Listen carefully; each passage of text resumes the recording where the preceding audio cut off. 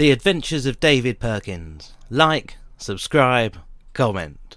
Hello and welcome to The Adventures of David Perkins. This time I'm walking around Orford Castle in the county of Suffolk in England.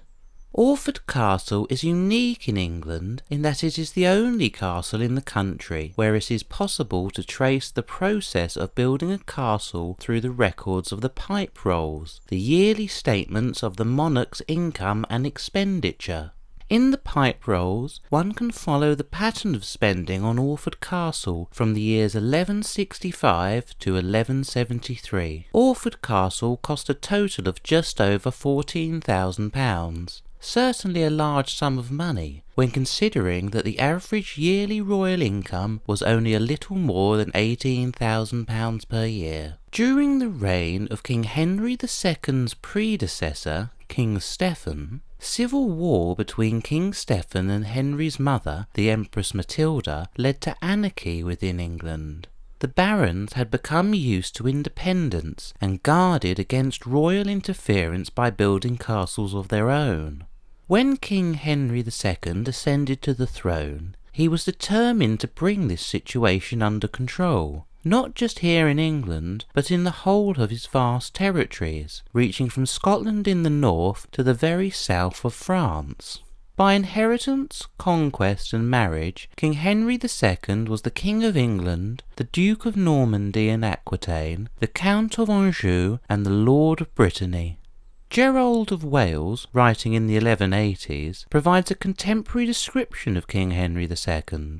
Gerald writes that the king had a reddish complexion, rather dark, and a large round head.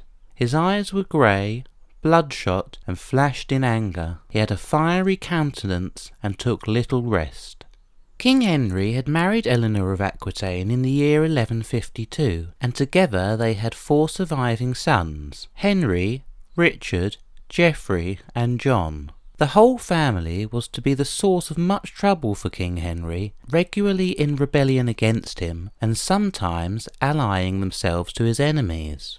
King Henry's first task was to reimpose authority and order throughout his kingdom. Power depended on castles, and King Henry demanded the return of the castles that had once been royal and the destruction of castles built by the barons during the anarchy. In East Anglia, a major problem for King Henry was Hugh Bigod, Earl of Norfolk, one of the most formidable barons in England. Hugh Bigod had 4 castles in Suffolk, one at Framlingham, one at Bungay, one at Walton, and one at Thetford. But by 1157, King Henry felt strong enough to confiscate all 4 of Hugh Bigod's castles, only giving Framlingham and Bungay back to Hugh Bigod in 1165 in return for a large sum of money. King Henry then strengthened his own existing castles and built a new one here at Orford. One advantage of Orford's location was its position between Framlingham and the coast, a potential location for an invading army. Another was the ease of supplying the castle by sea as opposed to supplying the castle over land. The castle's location would also have helped in maintaining good communications up and down the east coast of England. The pipe rolls record the expenditure on Orford Castle from the years 1165 to 1173. The pipe rolls give tantalisingly little detail of the building works themselves, but do detail the amounts spent on the castle. Early items in the accounts, from 1163 to 1164, cover the building of a causeway, perhaps to bring up stone from ships docked at the waterfront, and a mill to grind corn for the workmen.